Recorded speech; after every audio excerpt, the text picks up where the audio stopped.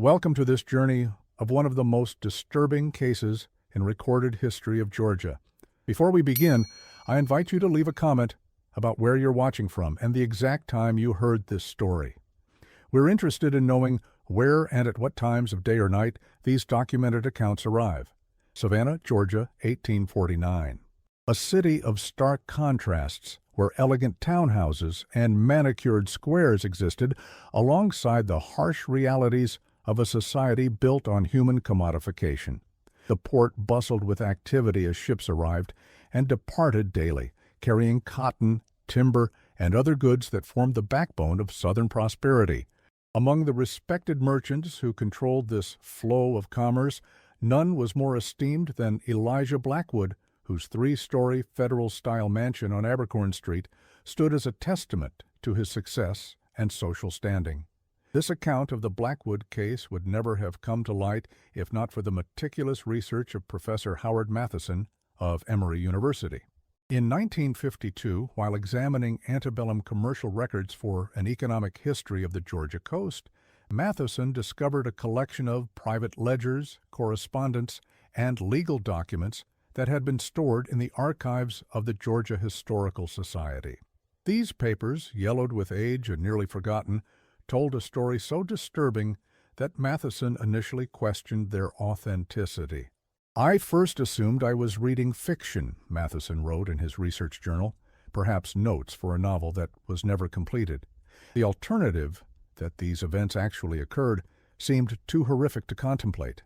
Yet as I cross-referenced the documents with public records, newspaper accounts, and other primary sources, I was forced to accept their veracity. What I had uncovered was not fiction, but a carefully concealed historical atrocity. Savannah in 1849 was a city defined by rigid social hierarchies and unspoken rules. The elite families who controlled the city's commerce and politics operated within a closed system of mutual protection and advancement. Newcomers were rarely admitted to this inner circle, making Elijah Blackwood's rise all the more remarkable. Having arrived from Charleston in 1830, he had managed within a decade to establish himself as not merely accepted, but respected among Savannah's oldest families. Blackwood's background before his arrival in Savannah remained somewhat obscure. Records in Charleston indicate he worked as a clerk for the trading firm of Harrison & Sons from 1825 to 1830, during which time he apparently accumulated enough capital to establish his own business. How a young man of no particular family connections amassed such wealth in a relatively short period raised questions even among his contemporaries, though none were voiced publicly. The Charleston Mercury from 1829 makes brief mention of a Mr. E. Blackwood, whose rapid advancement in commercial circles has been remarked upon in certain quarters, but provides no further details. Upon his arrival in Savannah, Blackwood immediately purchased a modest commercial property near the waterfront and began trading in cotton, timber, and occasionally indigo. His business grew rapidly, suggesting connections and resources beyond what would be expected of a former clerk. By 1835, he had acquired the Abercorn Street property and established himself as a figure of note in local society. That same year, he married Virginia Hayward, daughter of Colonel James Hayward, a plantation owner whose family had resided in Georgia since before the Revolution. The marriage was advantageous for both parties. Blackwood gained the social legitimacy that came with connection to an established family, while the Haywards benefited from his growing commercial success at a time when traditional plantation economies faced increasing pressure. Society columns described the wedding as an elegant affair attended by the finest families of Savannah, with no expense spared to demonstrate the groom's prosperity and the bride's distinguished lineage. Virginia Blackwood gave birth to their only child, Margaret, in 1827, before the couple relocated to Savannah. The timing suggests the marriage may have been hastily arranged following the discovery of Virginia's pregnancy, though this was never acknowledged publicly. James Wilkinson, the family physician, indicate that Virginia suffered from a general weakness of constitution, exacerbated by the rigors of childbirth and perhaps a melancholic temperament ill-suited to the demands of motherhood. Virginia remained largely confined to her rooms on the second floor of the mansion for the next decade, making only occasional appearances at social functions, where witnesses described her as frail and withdrawn, speaking little and often requiring her husband's assistance to remain upright. She died in 1838 when Margaret was 11 years old. Virginia's health declined rapidly after childbirth, a not uncommon occurrence in that era. Medical records from the official cause was listed as consumption, though modern medical historians reviewing Dr. Wilkinson's notes suggest she may have suffered from a combination of postpartum depression, possibly tuberculosis, and the effects of the mercury-based treatments common in that era. Following Virginia's death, Elijah Blackwood focused his attention on two areas: the expansion of his business interests and the upbringing of his daughter. In both, he demonstrated a methodical and controlling approach that bordered on obsession. His business ledgers, preserved in the Georgia Historical Society archives, reveal a man who tracked every transaction with precision, noting not just financial details, but observations about the character and vulnerabilities of those with whom he dealt. Harrison shows weakness for speculation in cotton futures, reads one such note from 1840, leveraged beyond prudence. Potential advantage to be cultivated. Another entry regarding a competitor states, Mitchell's eldest son displays gambling tendencies, worth monitoring for future pressure if needed. This calculating approach appears to have extended to Blackwood's personal relationships, particularly his handling of Margaret's education and social development. Unlike many girls of her station, who received primarily domestic instruction with perhaps some artistic accomplishments, Margaret was given a surprisingly rigorous education that included languages, mathematics, and business principles. Mr. Blackwood insists the girl learn accounting methods, wrote her tutor, James Everett, in correspondence with a colleague in 1842. Most unusual for a female pupil, but he claims a merchant's daughter should understand commerce. She shows aptitude, though little enthusiasm. Something in her manner suggests she studies to avoid her father's displeasure rather than from genuine interest. Margaret attended Miss Porter's Seminary for Young Ladies on Whitaker Street, where school records indicate she excelled academically while remaining somewhat isolated from her peers. A report from 1843 notes that Miss Blackwood demonstrates particular aptitude for the pianoforte and maintains an excellent grasp of French conversation, though she forms few close friendships with fellow students. These same records contain a curious notation from 1844. Miss Blackwood's attendance has become irregular. Her father cites concerns about her health, though she appears robust when present. By 1845, Margaret had largely withdrawn from formal schooling, supposedly to complete her education at home under private tutors.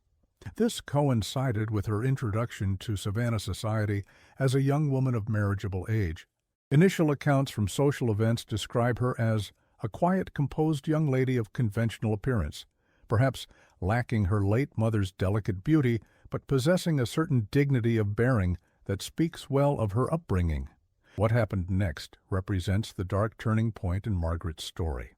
According to Matheson's research, sometime in late 1845 or early 1846, Elijah Blackwood attended a private exhibition in New Orleans during a business trip.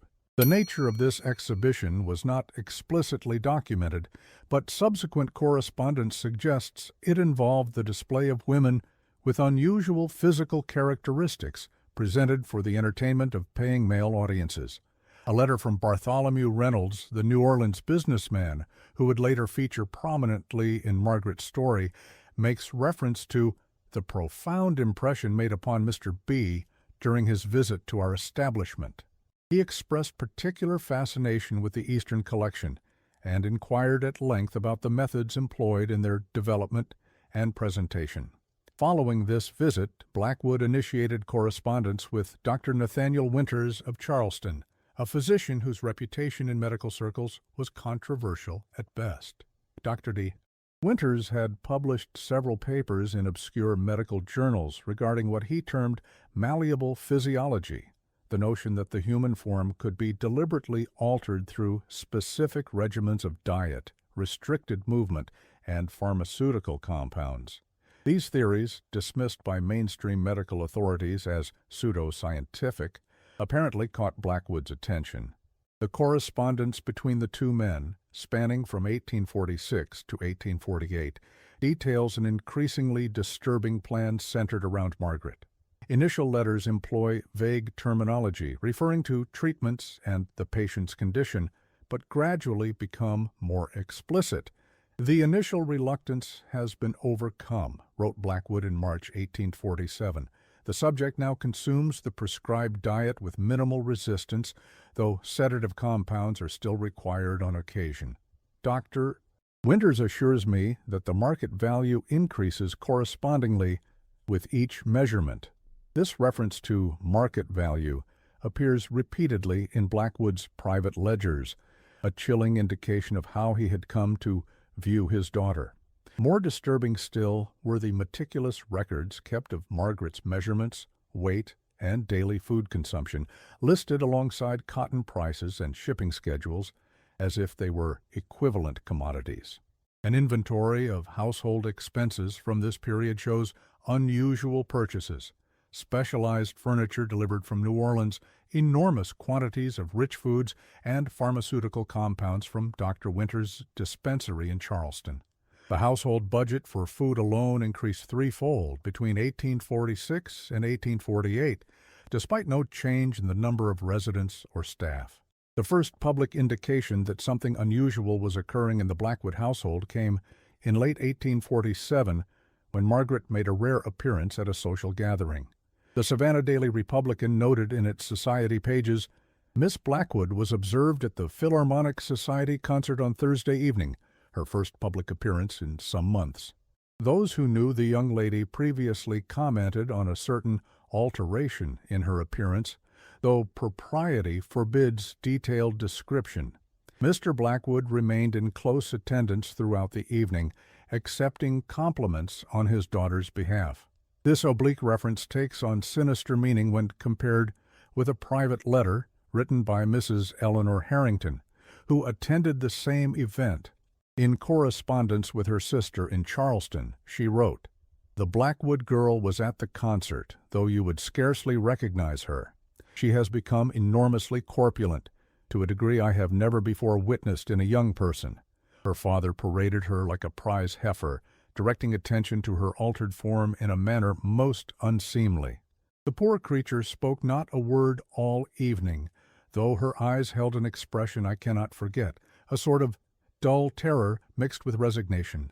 I am convinced something unnatural transpires in that household." By early 1848, Margaret's public appearances had nearly ceased altogether.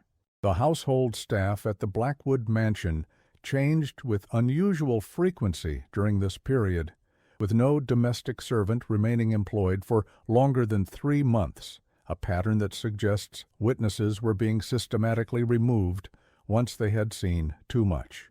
In a rare written account discovered in the personal diary of Harriet Wilson, a cook briefly employed by the Blackwoods, there are disturbing observations about life in the household during this period.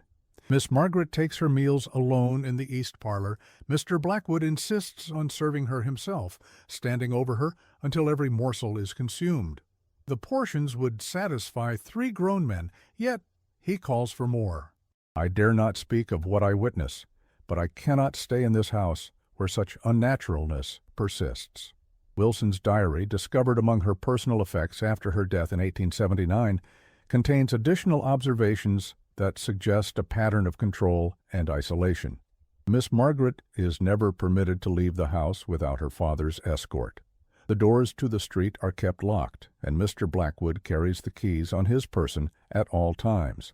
When I inquired about Miss Margaret's health, suggesting fresh air might benefit her, Mr. Blackwood dismissed me sharply, saying her condition required specialized management that was not my concern. The diary also records an incident that hints at Margaret's awareness of her situation. I found Miss Margaret weeping silently in the kitchen before dawn, having somehow managed to descend the stairs unassisted, despite her condition. She clutched my hand and whispered, "He means to sell me. Please help me escape." Before I could respond, we heard Mr. Blackwood's tread on the stairs. The terror in her eyes as she struggled to return to her room haunts me still. I gave notice the following day, but the memory allows me no peace. The few visitors permitted to call on the Blackwoods during this period reported strange alterations to the house. Furniture had been removed from several rooms, doorways widened, and a peculiar wheeled chair installed in the parlor. One visitor, Mrs. Eleanor Harding, noted in correspondence to her sister that the Blackwood residence has taken on the atmosphere of a hospital ward rather than a home. The smell of medicinal compounds permeates the air, and poor Margaret sits motionless in a great chair, her features nearly lost in the fullness of her face. The relationship between father and daughter appeared increasingly strained as 1848 progressed. Blackwood's business associate, Thomas Harrington, noted in correspondence to a mutual acquaintance that Elijah's manner toward his daughter has taken on a quality most unseemly. He presents her not as family, but as merchandise, directing attention to her form in a manner that would make decent men recoil. Harrington's letter, dated August 1848, continues, "During our last meeting to discuss the Liverpool shipment, Blackwood insisted I join him at his home rather than the counting-house. Upon arrival, I was ushered not into his study, but the east parlor, where Miss Margaret sat in a state of what I can only describe as exhibition. Her dress, altered to accommodate her changed figure, left little to the imagination. Blackwood spoke of her as one might a prized livestock specimen, detailing the improvements in her form as if discussing a business venture. When I expressed discomfort, he laughed and said certain gentlemen in New Orleans would pay handsomely for what he termed an unprecedented experience. I left as soon as propriety allowed and have since made excuses to conduct our business by correspondence rather than in person." During this period, Blackwood maintained regular communication with Bartholomew Reynolds in New Orleans. Unlike the formal business letters that characterized most of Blackwood's correspondence, these exchanges were coded in language suggestive of illicit trade. They discussed unique merchandise and specialized market opportunities, with references to particular tastes of discerning gentlemen. On September 3, 1848, an unusual transaction was recorded in Blackwood's business ledger. Unlike his typical cotton shipments, this entry simply stated, "Cargo secured. Advance payment received from Reynolds. Delivery scheduled for April next year." The nature of Reynolds' business in New Orleans bears closer examination. City directories listed him as an importer of exotic goods, though court records indicate he had been investigated several times for involvement in various unsavory enterprises. Never convicted of any crime, Reynolds nonetheless maintained connections with both the upper echelons of Louisiana society and the criminal underworld of the French Quarter. A partial client list recovered from Reynolds' papers includes names of prominent politicians, wealthy plantation owners, and European visitors with titles suggesting aristocratic lineage. What united this diverse clientele was access to substantial wealth and an interest in experiences beyond conventional social boundaries. Reynolds provided these experiences through a series of exclusive establishments operating under various discrete names. During the winter months of 1848-1849, Margaret Blackwood disappeared from Savannah society completely. When questioned by acquaintances, Elijah claimed his daughter was visiting relatives in Virginia for her health. Yet no record exists of Margaret's presence in Virginia, and no correspondence between her and any family members during this period has ever been found. What transpired behind the walls of the Blackwood mansion during those months remains largely speculative, though certain facts stand as grim testaments to the truth. Deliveries to the household tripled in quantity, primarily consisting of foodstuffs. The local apothecary filled regular prescriptions for sedative compounds ordered by Elijah Blackwood, and perhaps most tellingly, a seamstress was commissioned to create a wardrobe of unusually proportioned garments. The seamstress, Elizabeth Carpenter, later provided a sworn statement to a notary, though for what legal purpose remains unclear, as no formal charges were ever filed. She stated, "I was instructed to create dresses of a size I had never before contemplated. When I inquired as to the measurements, Mr. Blackwood insisted I come to the house for a fitting. What I witnessed there has haunted my dreams ever since. Miss Margaret was transformed. She could barely rise from her chair without assistance, and her face, once delicate, had become nearly unrecognizable beneath layers of— I cannot describe it without feeling ill. She did not speak during my visit, though her eyes followed her father with what I can only describe as dull terror." Carpenter's testimony continues with details that suggest Margaret's condition was far from voluntary. When Mr. Blackwood stepped from the room momentarily to retrieve additional fabric samples, Miss Margaret made a desperate attempt to speak. Her voice was so faint I had to lean close to hear. "Help me," she whispered. "He means to sell me." Before I could respond, Mr. Blackwood returned, and the look that passed between father and daughter silenced any further communication.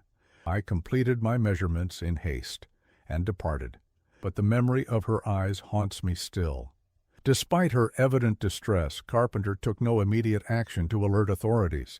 When questioned about this by Professor Matheson nearly a century later, her great-niece explained, "Aunt Elizabeth spoke of this incident only once, near the end of her life. She said she had gone to the constable the following day, but he dismissed her concerns, saying Mr. Blackwood was a respected citizen, whose private affairs were not subject to public scrutiny. When she persisted, suggesting she might speak with the minister or other ladies of the community, the constable warned her that such gossip about a man of Blackwood's standing could result in legal action against her for slander.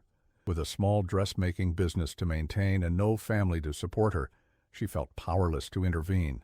This pattern of institutional indifference appears repeatedly in the historical record. Despite multiple individuals expressing concern about Margaret's situation, no official investigation was ever launched. The social structures of antebellum Savannah, built on rigid hierarchies of class and gender, effectively insulated Elijah Blackwood from consequences. As the planned delivery date approached, Blackwood made arrangements for Margaret's transportation to New Orleans.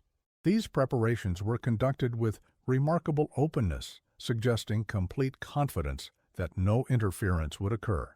He ordered the construction of a specialized conveyance, essentially a reinforced sedan chair mounted on a wheeled platform, and hired additional servants specifically for the journey. Local gossip, recorded in several private diaries and letters, noted these unusual activities. Sarah Pemberton, wife of a neighboring merchant, wrote to her cousin, "The Blackwood household bustles with mysterious preparation. Crates arrive daily, and workmen have installed some manner of contraption in the carriage house." Elijah speaks of a journey south, though makes no mention of his daughter accompanying him. Yet the seamstress has been engaged in creating what appear to be traveling clothes of enormous proportion. One cannot help but wonder what transpires, though Mr. Blackwood's reputation discourages direct inquiry. On April 12, 1849, a private steamship named the Prosperine docked at Savannah Harbor. Unlike most vessels that remained for days while loading cargo, the Prosperine stayed only hours. It departed before dawn the following day, its destination listed as New Orleans. Harbor records indicate that the Prosperine's manifest listed private cargo, but provided no specific details. The vessel, registered to a shipping company with known connections to Reynolds, made regular journeys between New Orleans and various southern ports. What distinguished this particular voyage was the presence of Elijah Blackwood himself, who, according to the passenger manifest, accompanied the shipment to New Orleans, but returned to Savannah on a different vessel 2 weeks later. A dock worker named Samuel Johnston later provided testimony to Professor Matheson's research assistant in 1953, based on stories passed down in his family. My great-grandfather worked the Savannah docks in those days. He spoke of a strange shipment loaded onto the Proserpine under cover of darkness. A large crate, constructed more like a room than typical cargo, was brought by wagon directly to the ship. Whatever was inside required special handling, as Mr. Blackwood himself supervised the loading and remained aboard the vessel rather than departing as was customary for merchants. My great-grandfather said there were sounds from within the crate, not quite speech, but human nonetheless. The dockhands were paid extra to forget what they had seen and heard.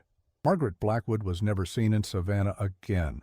Following Margaret's disappearance, Elijah Blackwood's behavior showed no signs of distress or bereavement. He continued his business operations without interruption and maintained his social obligations as before.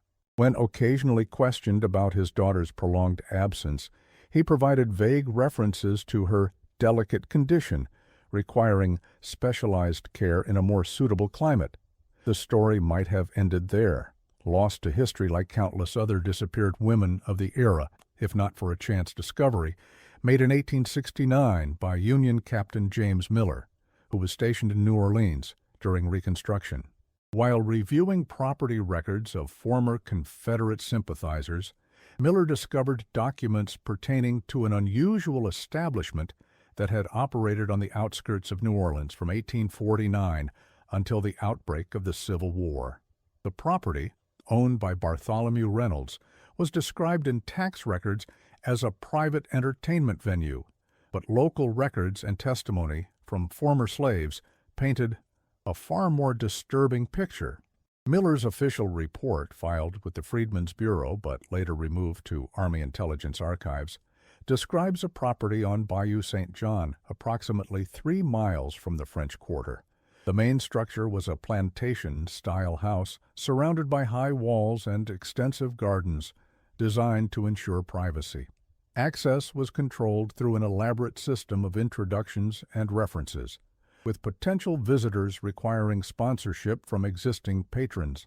The establishment operated under a veil of secrecy unusual even by the standards of New Orleans society, Miller wrote. Interviews with local residents reveal that deliveries were made at irregular hours, always through the rear entrance. Staff were reportedly replaced frequently, with many being brought from distant locations and returned there after their employment concluded.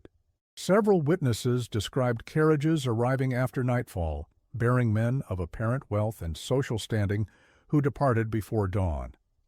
The establishment, known to a select clientele as the Ivory House, catered to wealthy men with specific and unusual proclivities.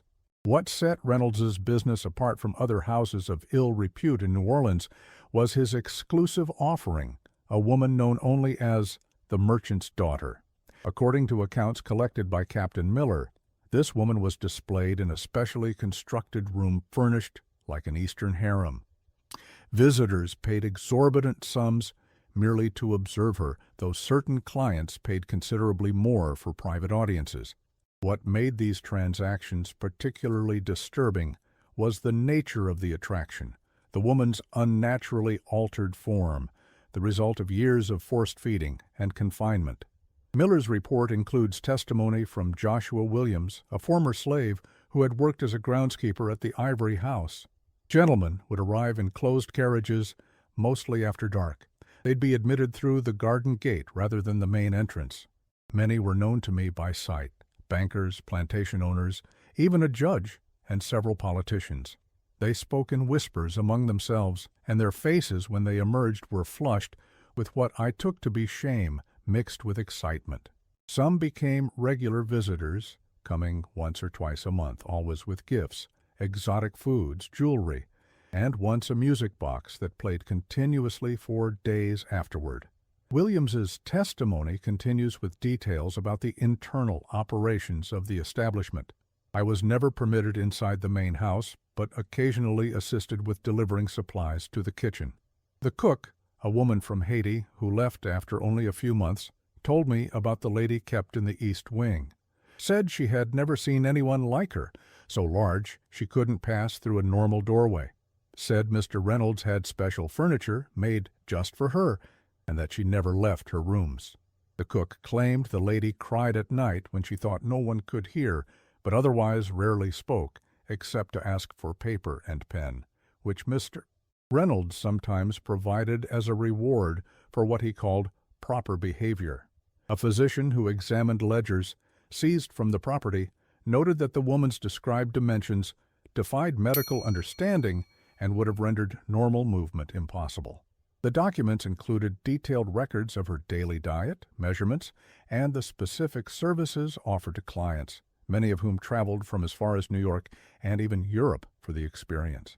The ledgers contained regular payments to a Mr. B in Savannah, continuing until 1861, when the outbreak of the Civil War disrupted business operations.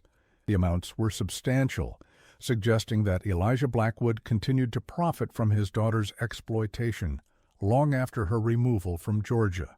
The financial records of the Ivory House, incomplete but revealing, show a sophisticated operation designed to maximize profit while maintaining secrecy.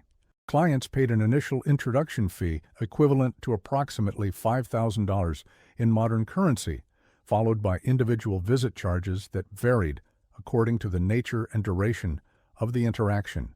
Monthly revenue often exceeded what a successful plantation might generate in a year, with the majority transferred to offshore accounts in Cuba and the Cayman Islands, an unusual financial arrangement for the period that suggests Reynolds anticipated potential legal complications.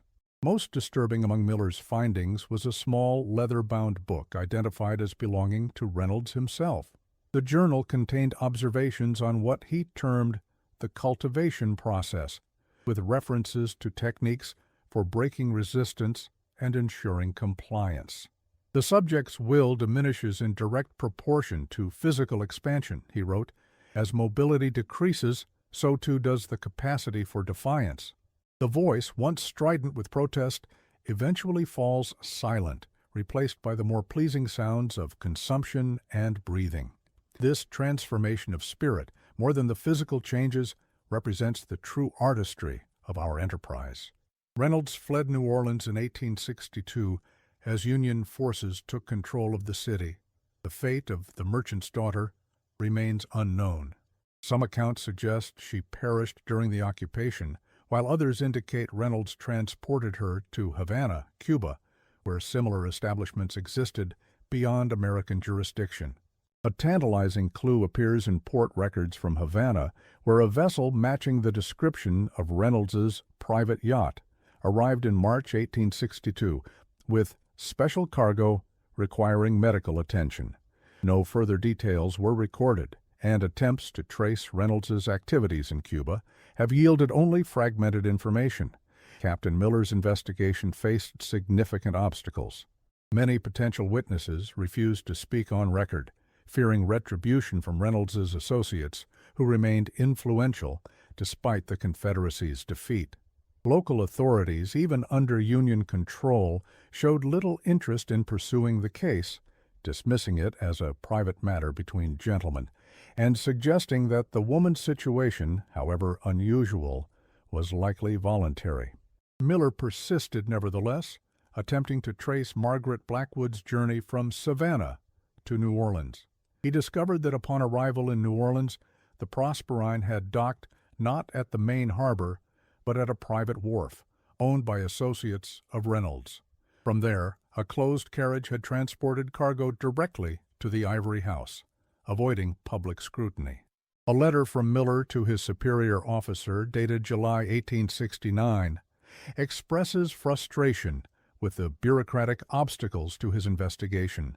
The conspiracy of silence surrounding this matter extends to the highest levels of what remains of New Orleans society. Even those who profess revulsion at the practices of the Ivory House refuse to provide formal statements or appear before a military tribunal. The woman known as the merchant's daughter, if indeed she is Margaret Blackwood of Savannah, seems to have been effectively erased from official record. It is as if the gentlemen of Louisiana have collectively agreed that certain matters are beyond the reach of law, even under occupation. Miller's investigation was abruptly terminated in September 1869 when he received orders reassigning him to Fort Leavenworth, Kansas. His files were archived rather than acted upon, and no charges were ever filed against Reynolds or Blackwood in connection with Margaret's disappearance.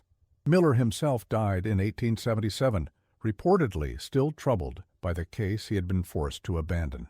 One of Miller's final reports contains a detail that suggests Margaret Blackwood retained some awareness of her identity despite years of exploitation. According to a housemaid who briefly worked at the Ivory house in 1858, the woman known as the merchant's daughter kept a small silver locket hidden in her bedding. When shown a photograph of Margaret Blackwood by Miller's investigators, the housemaid confirmed the resemblance to the miniature portrait contained within the locket, describing it as the same solemn eyes, though the face in the painting was much thinner. Elijah Blackwood's fortunes declined rapidly after the Civil War, as did those of many Southern merchants. The blockade of Southern ports devastated his shipping business, and the collapse of the Confederate currency wiped out much of his accumulated wealth. Yet financial records indicate that until 1861, he continued to receive substantial quarterly payments from New Orleans, carefully documented in a separate ledger from his legitimate business transactions. Blackwood died in 1867, his death certificate listing apoplexy as the cause. His funeral was sparsely attended, and his once impressive mansion was sold to settle debts. No mention of his daughter appeared in his will or obituary. The auction catalog for Blackwood's estate sale, preserved in the Savannah Historical Society archives, reveals a curious absence. While typical estate sales of the period included personal effects and mementos, Blackwood's contained no items that could be definitively linked to Margaret, no portraits, jewelry, personal correspondence, or keepsakes. It was as if he had systematically eliminated all physical evidence of her existence from his home. One exception appears in the inventory of Blackwood's study. One lockbox, contents unknown, key missing. This item was purchased by Thomas Harrington, Blackwood's former business associate, who had expressed discomfort with his treatment of Margaret. What became of this lockbox, and whether it contained materials related to Margaret, remains unknown, as Harrington's own records and correspondence from this period have not survived. In 1887, during renovations to what had once been the Blackwood mansion, workers discovered a sealed room in the east wing of the house. Inside was a collection of unusual furniture, a reinforced bed, specially designed chairs, and a scale large enough to weigh livestock. The walls were covered with markings, measured lines showing increasing heights and widths, dated over several years. The room contained a single personal item, a silver hairbrush engraved with the initials M.B. The discovery caused a brief sensation in local newspapers, though the connection to Margaret Blackwood was not immediately made. The Savannah Morning News described it as a curious finding suggesting medical treatments of an unusual nature, while the more sensationalist Savannah Evening Journal speculated about possible confinement of persons unknown for purposes best left unimagined. The current owner, a banker named Frederick Harmon with no connection to the Blackwood family, ordered the room sealed again and refused further comment to the press. When interviewed by Professor Matheson in 1952, Harmon's grandson recalled his grandfather's reticence about the discovery. Grandfather would never speak of what was found in that room. He had it walled up immediately and forbade anyone in the family from mentioning it again. The only comment he ever made was that some secrets are best left buried with the dead. Harmon's decision to reseal the room, rather than repurpose it, speaks to the disturbing nature of what was found. Architectural plans of the house, filed with the city during subsequent renovations in 1912, show the space marked simply as storage, not for habitation, despite its substantial size and central location within the house. It remained sealed until the building was converted to commercial use in the 1970s. at which point the interior walls were removed and the original configuration lost. The most unsettling discovery came in 1963 when historian Thomas Grayson uncovered correspondence between Bartholomew Reynolds and several international clients regarding what he called the ultimate collection. The letters described plans to establish a museum of living curiosities in which Margaret would be the centerpiece attraction. One letter, dated 1855 from a French aristocrat, stated, "I remain astonished by what systematic application of your methods has accomplished. That a woman could be transformed so completely and yet live defies conventional medical understanding. I await your response regarding the possibility of private acquisition." Reynolds's response, preserved in a copybook, was chilling.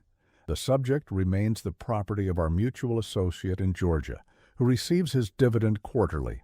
While he has entertained offers of outright sale, he prefers the current arrangement." The method of transformation required years of dedicated effort that cannot easily be replicated. The correspondence suggests that Margaret's situation was not unique, though perhaps unprecedented in degree. References to other specimens and the Turkish method hint at a network of exploitation extending beyond New Orleans to international locations. One letter mentions successful acquisitions from Constantinople and techniques refined by our associate in Morocco, suggesting that Reynolds was part of a larger operation trafficking in human beings for display and exploitation. Perhaps most disturbing is the clinical tone that pervades these exchanges. Margaret and others like her are discussed not as individuals, but as specimens, valued solely for their unusual characteristics and the profit they could generate. The language mirrors that used in scientific journals of the period discussing anatomical specimens or zoological exhibitions, a deliberate dehumanization that facilitated exploitation. The question that haunted Professor Matheson until his death in 1968 was one of agency and awareness. Did Margaret Blackwood understand what was happening to her? Did she resist? The answers may lie in the one document that has never been found, Margaret's personal diary, which Elizabeth Carpenter mentioned seeing during her visit to take measurements. According to Carpenter's statement, Miss Margaret gestured weakly toward a small book on her bedside table when her father left the room momentarily. I glimpsed but a single page, on which was written repeatedly, "I am still here, inside." The meaning of these words haunts me still. This small act of communication suggests a consciousness trapped within a body increasingly beyond her control, a selfhood preserved despite extraordinary efforts to erase it. The diary itself, if it ever existed beyond Carpenter's testimony, has never been recovered. Matheson speculated that Blackwood discovered and destroyed it prior to Margaret's removal from Savannah, eliminating this final evidence of her independent thought. One additional piece of evidence suggests Margaret maintained some form of resistance even after years of captivity. A letter from Reynolds to Blackwood, dated 1854, contains a curious passage. The subject continues to create difficulties with her writing. Despite repeated confiscation of materials, she somehow obtains paper and charcoal, leaving messages in places where visitors might discover them. The content typically consists of her former name and place of origin, occasionally with pleas for intervention. We have increased surveillance and sedation accordingly. I recommend you consider reducing your quarterly visits, as these appear to trigger periods of increased defiance. This reference to Blackwood's quarterly visits suggests he maintained direct contact with his daughter even after selling her to Reynolds, perhaps to reinforce his control or simply to observe the results of his grotesque experiment. No records of these visits exist beyond this oblique mention, but the implication of continued psychological torment adds another dimension to Margaret's suffering. The systematic dehumanization of Margaret Blackwood represents a particularly disturbing chapter in America's history, not because it was unique, but because it illuminates the extent to which human dignity could be sacrificed at the altar of profit and perverse desire. Dr. Eleanor Ramsey, professor of gender studies at Columbia University, published an analysis of the Blackwood case in 1978, placing it within broader patterns of commodification and control. What distinguishes the Blackwood case is not the exploitation itself, she wrote, but the methodical transformation of a human being into a commodity.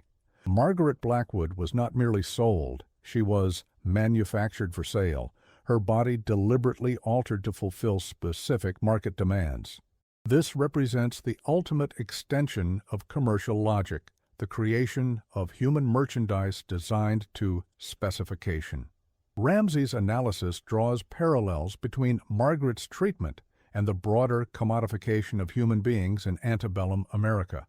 While the specifics of Margaret Blackwood's case may appear aberrant, the underlying logic differs only in degree, not in kind, from the routine practices of human valuation and sale that characterized American slavery.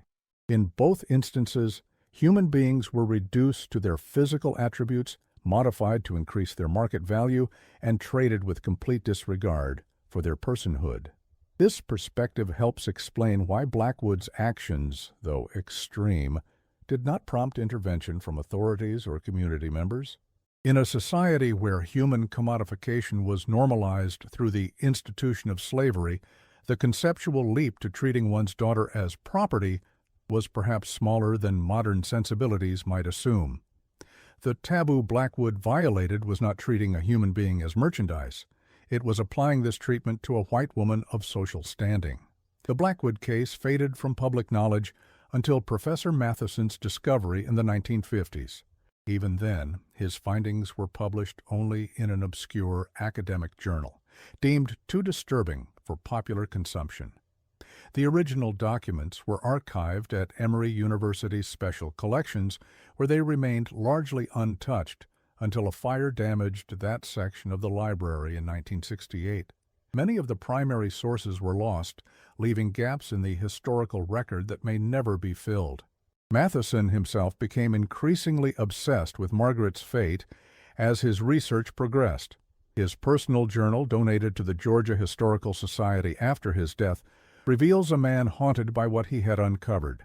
"I dream of her almost nightly now," he wrote in 1967, "not as she appears in the single portrait that survives, but as she might have looked in those final years, imprisoned not just by walls and locks, but by her own transformed body. I find myself listening for her voice, as if she might somehow communicate across the decades. Always the same phrase echoes in my mind. I am still here inside. It has become both a torment and a sacred trust. Someone must remember, someone must acknowledge what was done to her." There is one final disquieting postscript to this story. In 1959, during construction of a highway outside New Orleans, workers uncovered a small private cemetery on what had once been Reynolds' property. Among the unmarked graves was one slightly larger than the others. Forensic examination of the remains revealed a female of extraordinary proportions. The skeleton showed signs of sustained pressure damage to the joints and spine, consistent with carrying extreme weight. Dr. Marcus Hollingsworth, the forensic anthropologist who examined the remains, noted unusual bone deformities indicating prolonged immobility and weight-bearing far beyond normal human parameters. His report, filed with the Louisiana Historical Society, concluded that the skeletal structure suggests deliberate and sustained alteration of the human form through controlled diet and restricted movement over a period of years rather than months. A simple silver locket was found among the remains, tarnished nearly beyond recognition. When carefully cleaned by university conservators, it revealed a miniature portrait of a young woman with delicate features and solemn eyes. The reverse side bore an inscription, Margaret Blackwood, 1827-1856. The date of death, if accurate, indicates that Margaret survived approximately 7 years after her removal from Savannah. Given the physical conditions described in various accounts, this represents a remarkable testament to human endurance. It also raises disturbing questions about the nature of her eventual death. whether from natural causes related to her forced physical transformation, deliberate action by Reynolds when her commercial value diminished, or perhaps by her own hand when opportunity finally presented itself.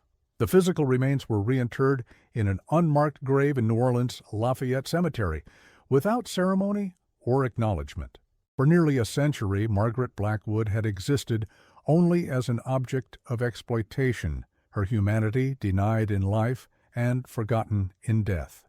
As for the Blackwood mansion on Abercorn Street, it changed hands many times over the decades, with numerous owners reporting unusual disturbances: the sound of shuffling footsteps in the east wing, unexplained temperature fluctuations in what had once been the sealed room, and a pervading sense of sorrow that drove more than one family to sell the property at a loss. Martin and Eleanor Prescott, who owned the house from 1962 to 1971, documented several such incidents in private correspondence later donated to the Savannah Historical Society. "There's something in this house that responds to intention," Eleanor wrote to her sister in 1964. "When the Harrington man visited with his young wife, you remember him, the one who speaks over her constantly and keeps a hand on her arm, he became violently ill in the east parlor, collapsed completely, and had to be carried out to his car. Yet Martin and I have never experienced the slightest discomfort, nor have any of our friends who treat each other with respect and kindness." The Prescott's daughter, Catherine, provided additional testimony in an interview conducted for the Savannah Oral History Project in 1998. "I was about 12 when we moved into the Abercorn Street house. From the beginning, I felt a presence there, not frightening exactly, but deeply sad. My bedroom was in what had once been the east wing, and sometimes at night I would hear what sounded like writing, a scratching pen on paper. Once I woke to find words written in the condensation on my window, 'I am still here.' My parents dismissed it as a dream, but I know what I saw. Years later, when Professor Matheson's research became public, I understood whose presence I had felt. Some part of Margaret Blackwood remained in that house, seeking acknowledgement of her existence.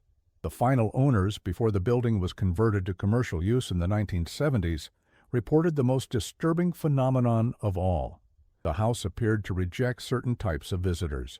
Specifically, men who displayed controlling or possessive behavior toward women would experience sudden, inexplicable illness, dizziness, difficulty breathing, and overwhelming anxiety that subsided only upon leaving the property. Whether one believes in such accounts or dismisses them as superstition, the story of Margaret Blackwood stands as a grim reminder of humanity's capacity for cruelty and exploitation. Her tragedy is made all the more disturbing by the complicity of society: the doctors who provided the means, the servants who witnessed but remained silent, and the patrons who paid to observe her debasement. Perhaps the most chilling aspect of the case is how thoroughly Margaret was erased, not just physically transformed, but systematically removed from the narrative of her own life until she became simply the merchant's daughter, defined not by her humanity, but by her relationship to the man who sold her, Dr. Ramsey's analysis concludes with an observation that resonates beyond the specific horrors of the Blackwood case. The erasure of Margaret Blackwood's personhood began long before her physical transformation. It was embedded in the social structures that defined women primarily through their relationships to men, as daughters, wives, mothers, rather than as individuals with inherent rights and dignities. In this context, Elijah Blackwood's commodification of his daughter represents not a deviation from societal norms, but their logical, if extreme, extension. Today, Savannah's guided tours pass by the former Blackwood residence without mention of its dark history. The building now houses upscale retail shops, its past obscured by bright displays and the constant flow of tourists unaware of the suffering once contained within its walls. But in certain historical archives, in fragments of letters and ledgers preserved from destruction, traces of Margaret Blackwood remain, small acts of resistance against total erasure. Elizabeth Carpenter's testimony about the diary, the repeated phrase, "I am still here inside," a statement of personhood, in the face of systematic dehumanization. Perhaps that is Margaret Blackwood's true legacy, not the grotesque transformation of her physical form, but the enduring presence of her consciousness, her insistence on her own humanity, even when all external forces conspired to deny it.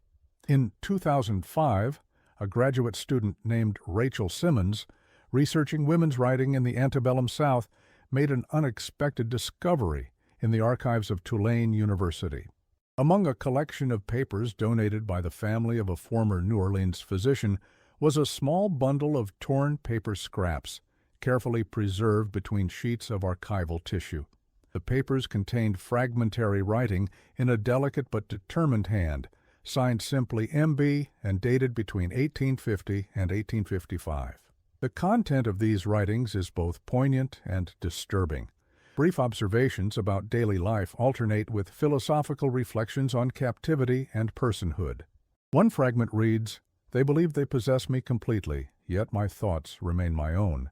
In this I maintain victory despite all they have taken."